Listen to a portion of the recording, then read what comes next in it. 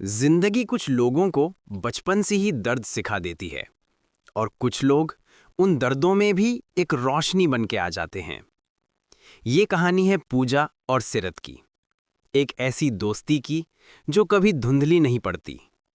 पूजा, एक छोटी सी बच्ची जिसका बचपन ही उससे चुरा लिया गया जब उसके माँ बाप उससे बहुत जल्दी अलविदा कह गए। दादाजी, मुझे मम्मा चाहिए।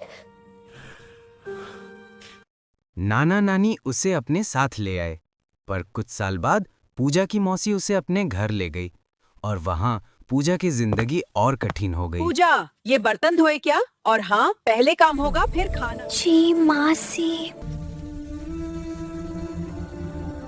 छोटी पूजा सपना देखती थी स्कूल का, मगर घर में किसी को उसकी परवाह ही नहीं थी। फिर एक दिन जिंदगी ने पूजा को एक दोस्त दे दिया, हाय, सिरत। मैं सिरत हूँ, नए घर में शिफ्ट हुए हैं। सीरत भी दर्द से गुजरी थी। उसकी माँ भी कुछ महीने पहले गुजर चुकी थी, पर उसके घर में एक चीज थी, थोड़ा सा प्यार। पूजा, तुम रो क्यों रही हो?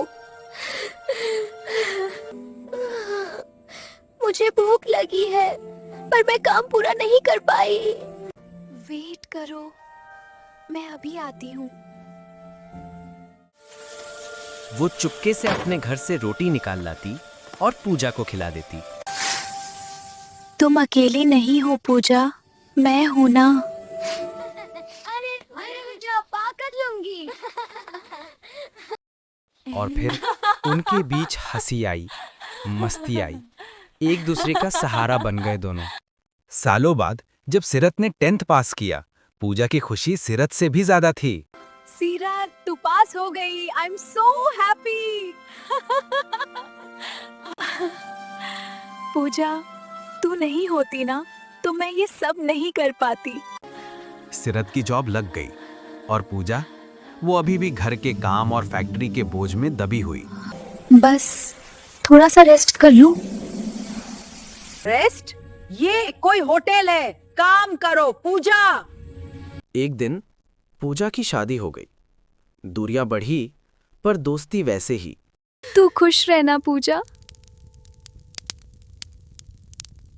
तू मेरे बिना रह लेगी। कुछ साल बाद पूजा एक प्यारी सी बेटी की माँ बनी। कितनी प्यारी है, बिल्कुल तुम्हारी तरह। काश तू मेरे पास रहती। I wish you could stay with me always, my sweet little one. सिरत, क्या तू यहाँ शादी करेगी? पूजा, अगर तू चाहती है तो पर मैं सिरत मान की जाऊं। मासी को ये मंजूर नहीं था। उन्होंने बिना बताए, बिना इन्फॉर्म किए सिरत की शादी कहीं और कर दी। सिरत, कहाँ गई तू? दोनों के रास्ते अलग थे, पर दिल एक। शायद तू कभी वापस नहीं आएगी, पर मैं रुकूंगी। कुछ दोस्त हमारी जिंदगी से दूर हो जाते हैं, पर दिल से नहीं, because some friendships never fade.